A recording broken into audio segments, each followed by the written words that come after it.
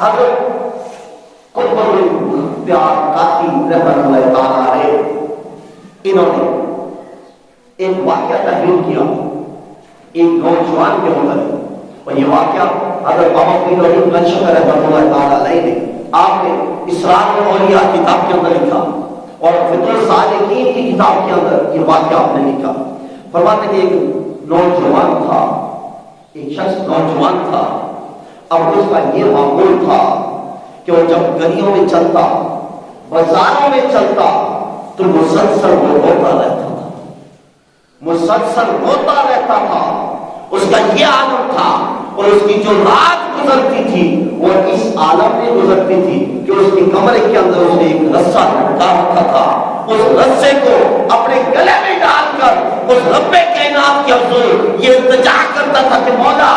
میرے گناہوں کو معاف فرما، مولا میری توبہ قبول فرما۔ ساری رات اس کی ایسے گزرتی تھی، دن اس کا رونے میں گزرتا تھا، اور رو رو کر بے ہوش ہو جاتی۔ جب ہوش آتا تو زبان پر ایک ہی لفظ ہوتا کہ مولا میرے گناہوں کو معاف فرما، مولا میرے گناہوں کو معاف فرما۔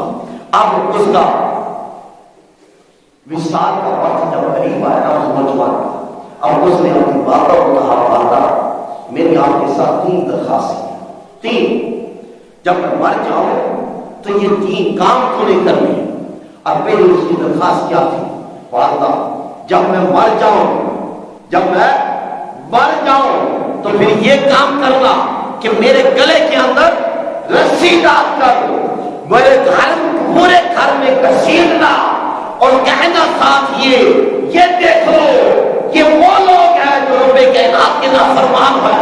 رب کی نافرمانی کرنے والے کا یہ عالم ہے، ان کے ساتھ ایسا سلوک کیا جائے گا۔ پہلی تو میری درخواست یہ ہے کہ مجھے گلے میں میرے رسا ڈال کر مجھے گھر میں گھسیٹنا، اور ساتھ یہ ندا دینا، اور دوسری بات جب میں مر جاؤں تو میرا جو جنازہ ہوگا وہ رات کے اندھیرے کے وقت میں نکالنا، تاکہ لوگوں کو پتہ نہ چلے ایک گناہگار رب کا نافرمان بننے کا جنازہ جا رہا ہے۔ والدہ دوسری گزارش میری یہ ہے، اور جو تیسری ہے وہ تیسری یہ التجا ہے کہ جب مجھے دفنا کر سب لوگ واپس آ جائیں، سب لوگ واپس آ جائیں، آپ میری قبر پر کھڑے ہو جانا۔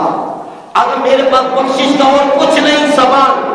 کوئی اور سبب نہیں، ہو سکتا ہے کہ آپ کے قدموں کے صدقے میں بخشا جاؤں۔ جب اسی یہ الفاظ آئے، ہمارا کوئی موت آیا، آپ کی روح قبض کر کے لے گیا۔ اب اس کی والدہ نے اپنے بیٹے کی نصیحت پر عمل کرتے ہوئے